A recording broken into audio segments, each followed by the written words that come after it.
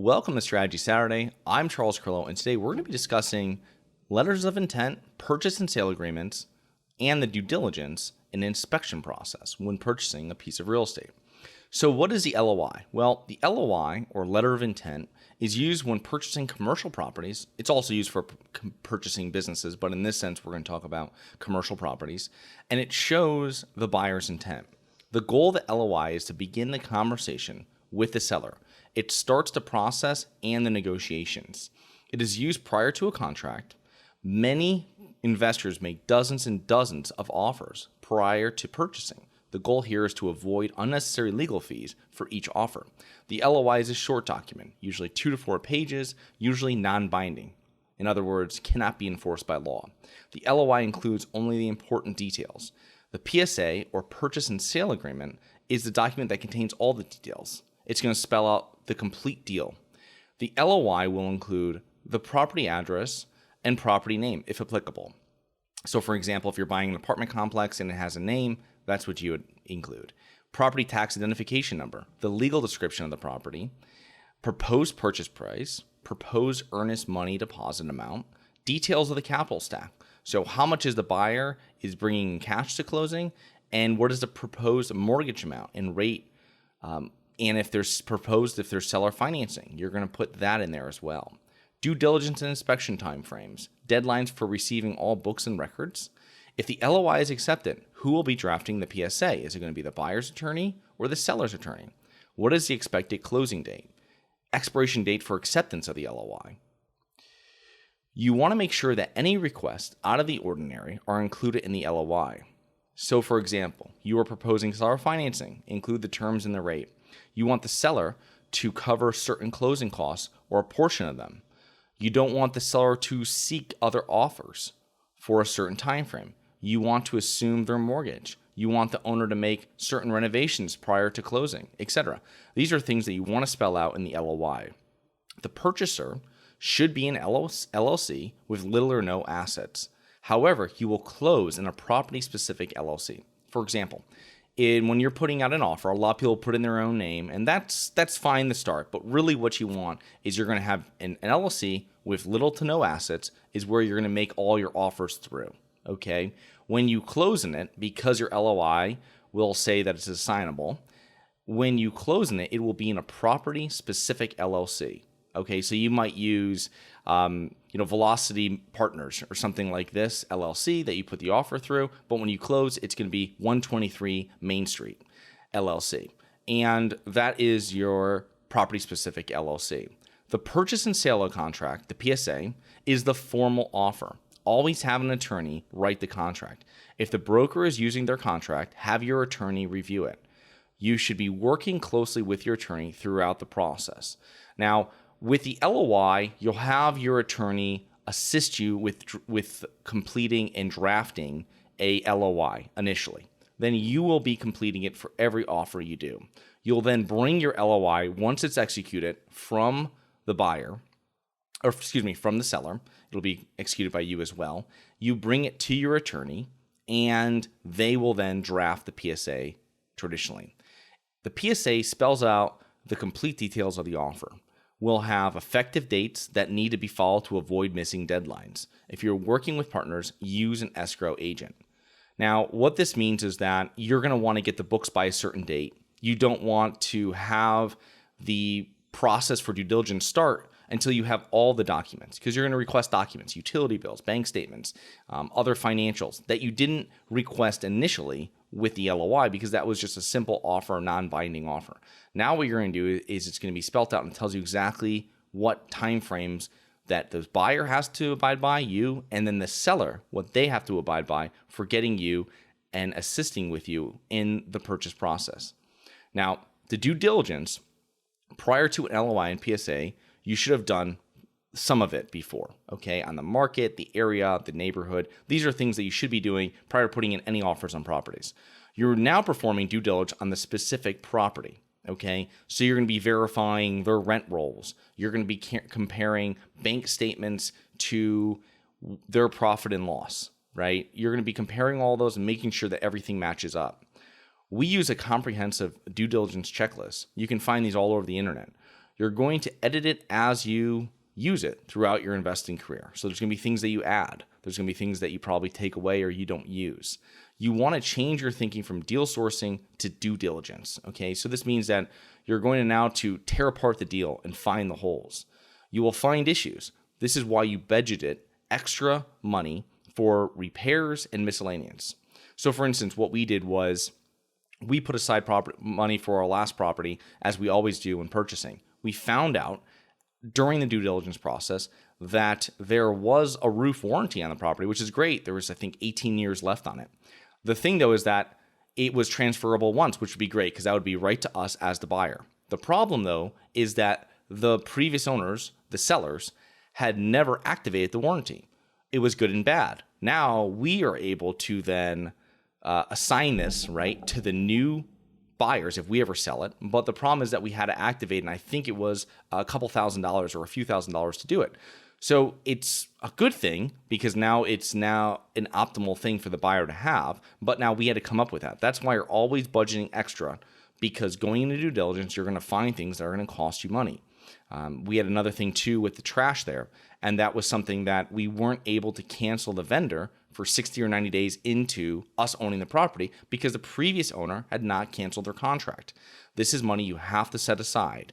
And you're not going to lose a deal over a few $1,000s when you're talking a $6 million deal, a few $1,000s here, a few $1,000s there, but you want to make sure that you've accounted for this because this happens in all purchases, especially with larger commercial properties.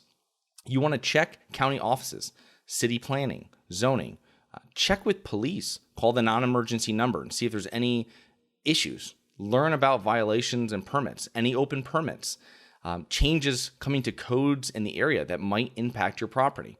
So you really want to gather as much information as possible from third-party sources that do not care if you buy it or if you don't, right? They're non-biased.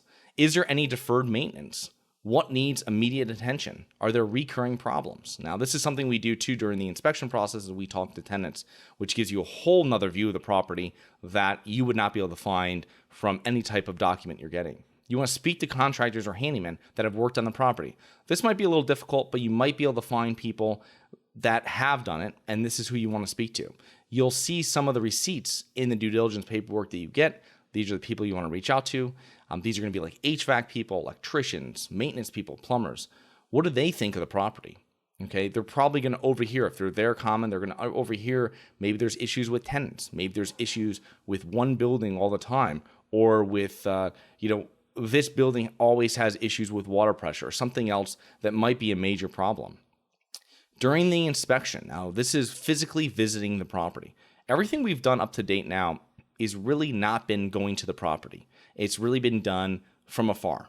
Now, obviously, you've probably driven the area. You should know the market and everything like that. But this is when we're physically going to the property. So you want to line up the property manager and inspectors to inspect the property with your team.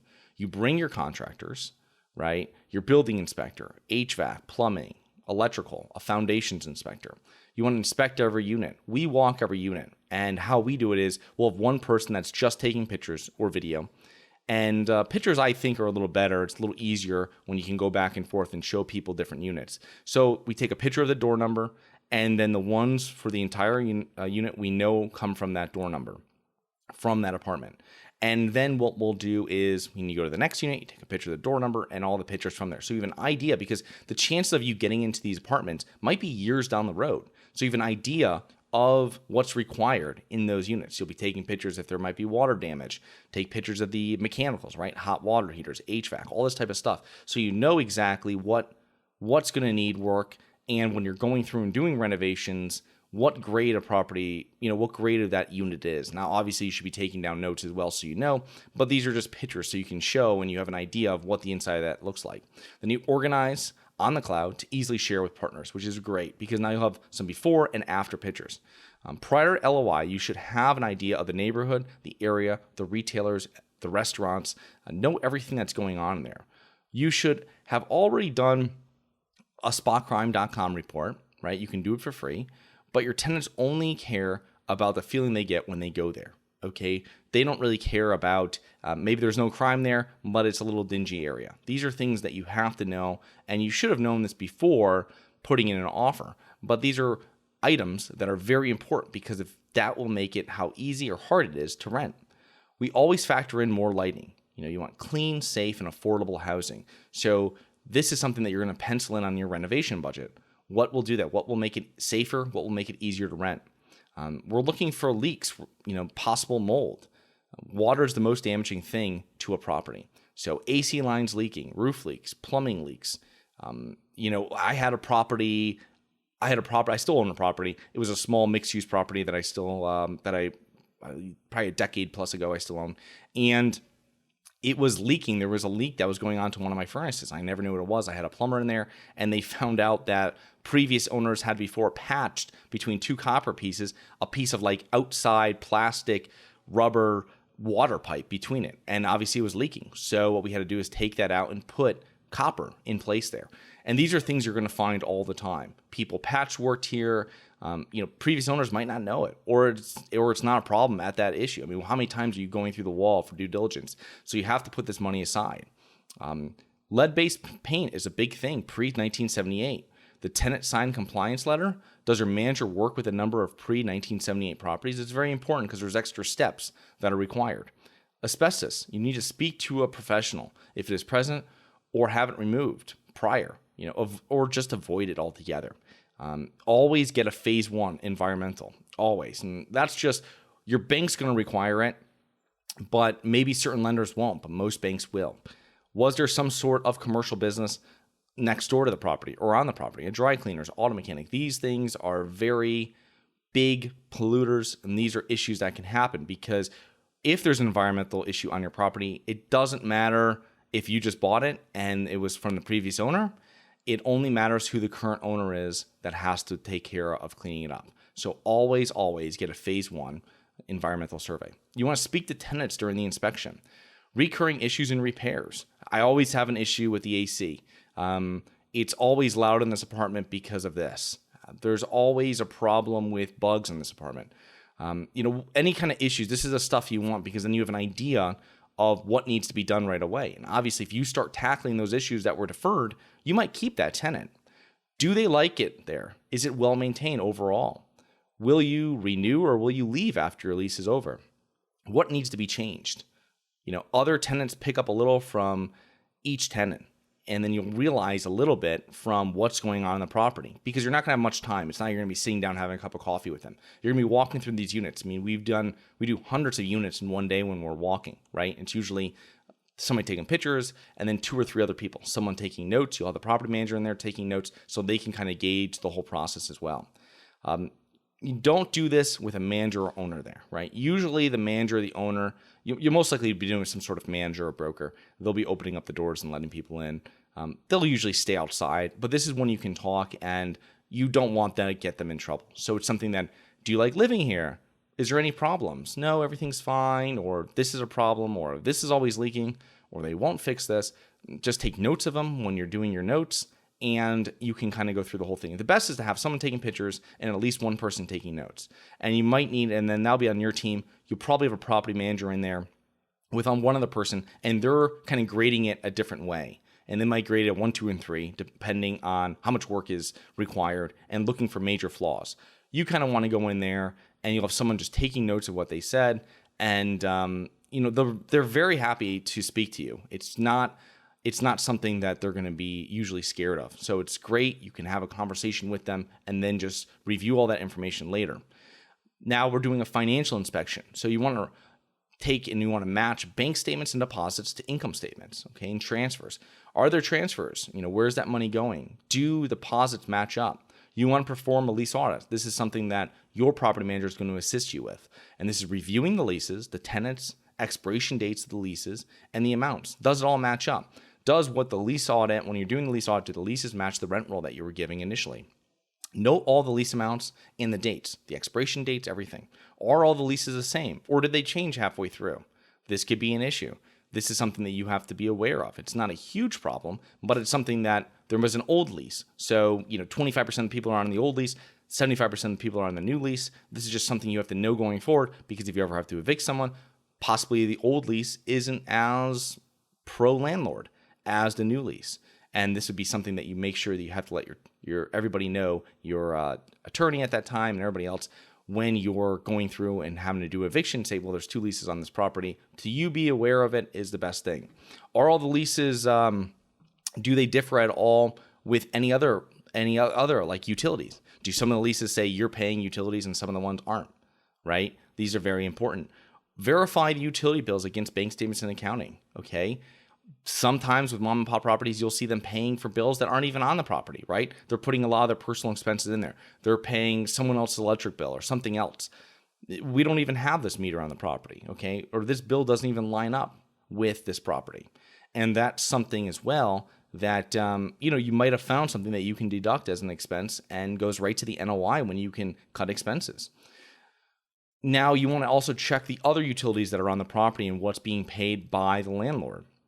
So make sure you have all the bills for electric, water and sewer, trash, or any other utilities. Review all the vendor contracts, landscaping, pool service, snow removal, laundry contracts. Make sure to review these in depth. They might survive a closing, right? You might have this laundry contract that the previous owner had because it survives another year into your ownership. So you have to know that, you have to be aware of it, and you have to know that this is what you're going to have to live with once you take over the property.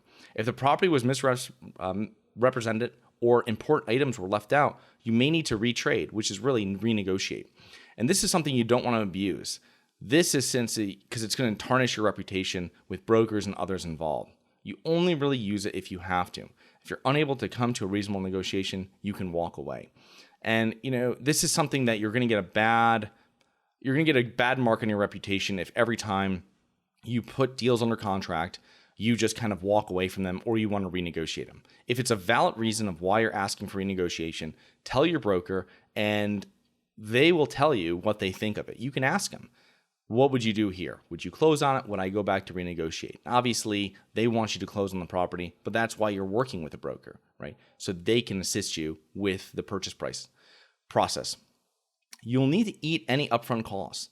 But this is the reason why syndicators charge an acquisition fee. So when you're going to be paying your management company a fee. Might be $50 a unit, might be less, might be more, depending on your relationship with them, the number of units, where their office is, how many people they're bringing out, all this type of stuff. But they're going to review it, and you're going to be paying for inspectors, due diligence, all these different fees, right? When you have your loan, all this stuff, all this money you have to take out of your pocket.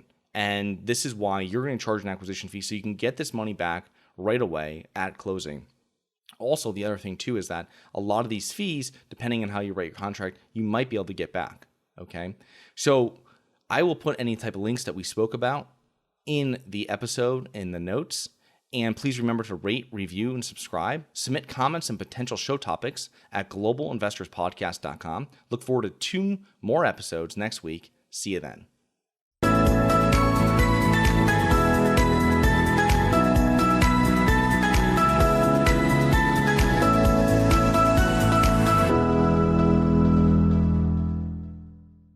Nothing in this episode should be considered specific, personal, or professional advice. Any investment opportunities mentioned on this podcast are limited to accredited investors. Any investments will only be made with proper disclosure, subscription documentation, and are subject to all applicable laws. Please consult an appropriate tax, legal, real estate, financial, or business professional for individualized advice. Opinions of guests are their own. Information is not guaranteed. All investment strategies have the potential for profit or loss. The host is operating on behalf of Syndication Superstars Incorporated exclusively.